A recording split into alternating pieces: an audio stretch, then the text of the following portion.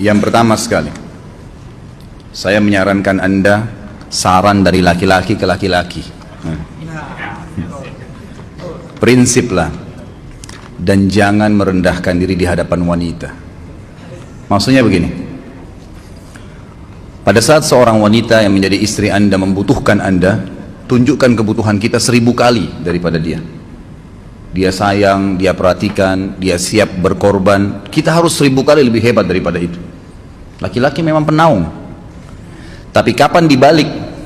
Kalau saya pribadi, kapan dia tidak butuhkan, menunjukkan kebutuhan, saya 1000 kali tidak butuh sama dia. Untuk apa Anda merendahkan diri di depan seorang wanita yang kalau memang dia tidak bisa menjadi seorang istri? Karena kapan wanita sudah menyombongkan diri di hadapan laki-laki, tidak akan ada wibawa sama sekali. Ini poin dulu dalam pembukaan. Dan selalu saya sarankan siapapun ikhwah yang minta saran saya dalam masalah rumah tangga, yang paling pertama ini saya ucapkan, saya bukan menyuruh Anda menjadi keras, bukan. Tapi saya mengajak Anda untuk punya prinsip dalam hidup. Wibawa, pemimpin rumah tangga. Dibutuhkan kita butuh, tidak dibutuhkan ya sudah. Masih banyak gantinya. Dia mau ganti laki-laki lain, silahkan, ahlan wa sahlan, silahkan. Allah akan gantikan penggantinya yang lebih baik. Dan itu harus bisa kita punya prinsip. Memang begitu. Kalau ini kita terapkan dalam kehidupan kita, kita akan sangat mudah hidup. Terkadang subhanallah ada pengorbanan berat. Berpisah dengan meninggal, berpisah karena masalah dosa yang dilakukan oleh pasangan kita. Jelas haram. Kalau ada seorang istri hanya karena masalah suaminya kekurangan ekonomi mau berhubungan sama laki-laki lain, wanita apa ini? Cinta itu pengorbanan, kasih sayang. Bukan hanya pada saat mampu kemudian disayang, pada saat tidak mampu kemudian ditinggal. Subhanallah. Hati-hati, hukum Allah subhanahu wa ta'ala berlaku. Akhwat yang jadi istri, ikhwah yang jadi suami, harus tahu pasangan kita itu punya Tuhan sebagaimana kita punya Tuhan yang sama. Dan Allah itu maha adil.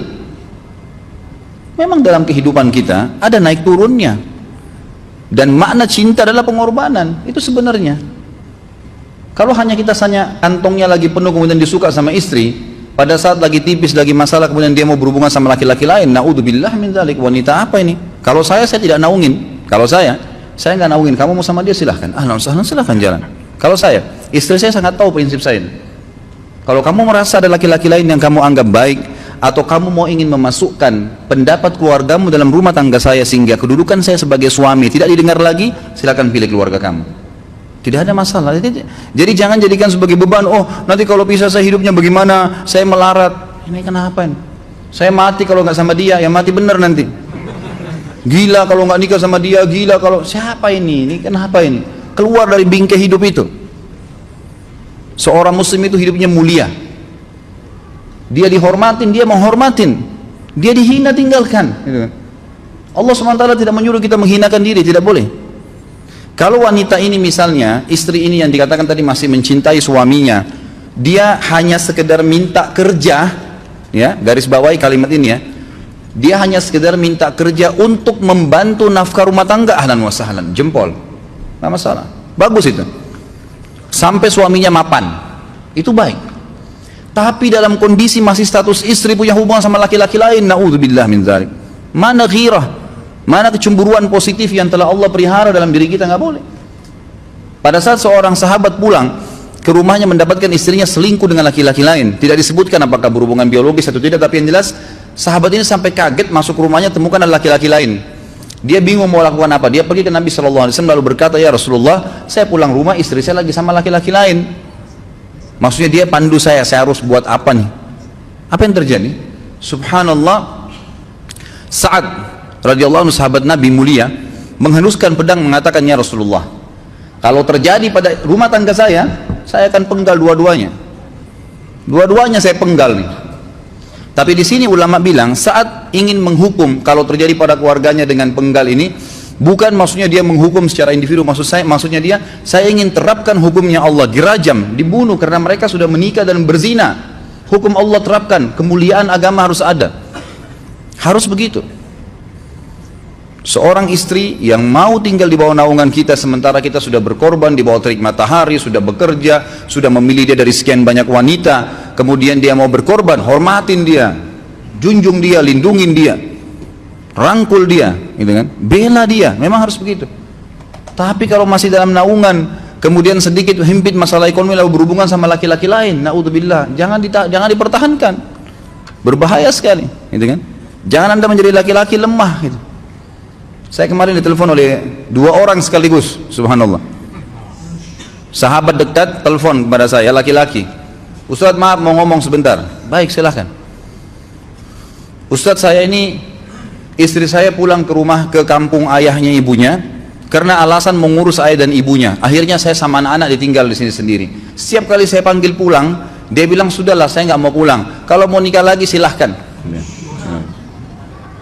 Dia bahasakan begitu. Bagaimana sarannya Ustadz? Saya bilang nikah lagi. Dengan tegas saya bilang nikah lagi. Kalau tidak terbuka pintu fitnah.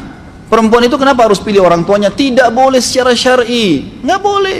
Sudah menerima akad nikahnya seorang laki-laki, laki-laki itu yang dinomorsatukan di atas ayahnya, nggak ada alasan. Kalau suami izinkan boleh urus orang tua, kalau nggak diizinkan tidak boleh, nggak boleh.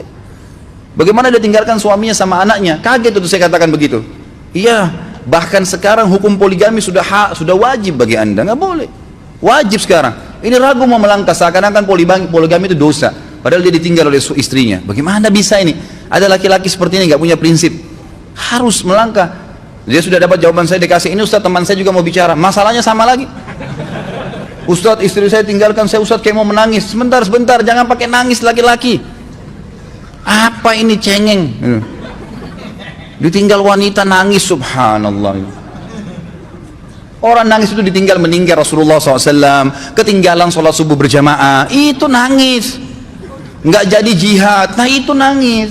Ditinggal perempuan nangis, la ilaha illallah. Allah ciptakan perempuan lebih banyak daripada laki-laki. Ini bukan menurunkan martabat perempuan ya. Artinya harus seorang pemimpin itu punya wibawa, nggak bisa. Kalau nggak akan dianggap remeh nanti. Istri itu dinaungin, dilindungin, dididik, diberikan haknya ia. Berikan berlipat-lipat penghormatan sebagaimana diberikan satu penghormatan, nggak apa-apa. Tapi jangan sampai menginjak martabat seorang pemimpin, tidak boleh. Akhirnya saya sampai bilang sama dia, akhi, ambil keputusan. Kamu mau balik sama saya berumah tangga di sini, atau kamu pilih rumah orang tua kamu? Oh, saya pilih orang tua saya, baik, saya ceraikan kamu sekarang. Assalamualaikum, tutup telepon, selesai. Jangan lama-lama. Cengeng sekali. Udah sujud sama Allah, saya masih berat cintanya Allah. Ia minta kepada Allah subhanahu wa ta'ala. Ini gampang dihilangkan dari hati. Sebagaimana dia datang, dia bisa keluar. Gampang itu. Subhanallah ya, jangan terlalu mencintai dunia berlebihan. Kalau saran saya, kalau istri anda ini tanya baik-baik, kalau kamu bekerja hanya karena mau bantu nafkah rumah tangga sekarang, ahlan wa sahlan, silahkan. Selama pekerjaan halal, antar dia ke tempat kerjanya. Muliakan dia, jaga, jemput pada saat pulang, anda pembelahnya, begitu. Tapi kalau berhubungan sama laki-laki, ada subhanallah suami depannya dia istrinya telepon laki-laki lain dan dia menerima itu. Mana ini? Dalam agama haram, wallah haram itu hukumnya, nggak boleh. Itu namanya dayuth dalam agama. Nabi SAW mengatakan Allah melaknat dayuth. Kata sahabat, siapa itu dayuth ya Rasulullah? Laki-laki yang tidak punya cemburu terhadap pelanggaran agama yang terjadi pada istrinya. Gimana caranya? Nggak boleh dalam agama Islam. Gitu kan? Makanya biasakan hati kita terisi dengan cinta kepada Allah SWT dan bukan cinta kepada manusia. Mencintai istri karena Allah yang perintahkan, mencintai suami karena Allah yang perintahkan. Jadi semua karena Allah. Tidak ada kata-kata hilang, tidak ada rugi kalau kita meninggalkannya. Jadi ini hal mendasar yang saya tahu, Allahu alam. Jadi sampaikan seperti itu. Kalau wirid apa? Saran saya adalah memperbanyak istighfar kepada Allah SWT. Gunakan momen musibah itu sebagai kesempatan untuk mendekatkan diri dengan Allah Subhanahu wa ta'ala.